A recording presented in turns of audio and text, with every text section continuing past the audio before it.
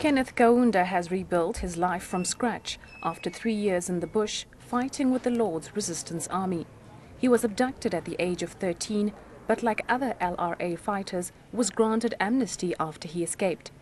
He's pleased to see Dominic Ongwen on trial, remembering how commanders like Ongwen forced him and others to commit terrible crimes. You do things to protect your life. Because when you're like this and you begin to run, even your friend will just shoot you. You see somebody being beaten like a pig.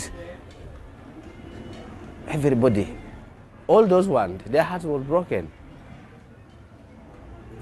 And then you say, am I going to survive? Across northern Uganda, the LRA committed terrible atrocities for 20 years. Ongwen is charged with crimes including enslavement, rape, torture, and conscripting child soldiers. But some still feel he shouldn't be on trial when other commanders were pardoned. Lily is Dominic Ongwen's sister.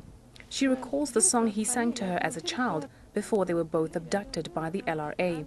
She says her brother was following orders and his superiors should be the ones in the dock.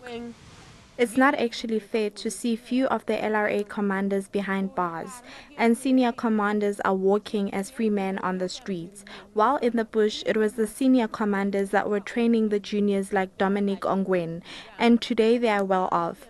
I don't see it as something good.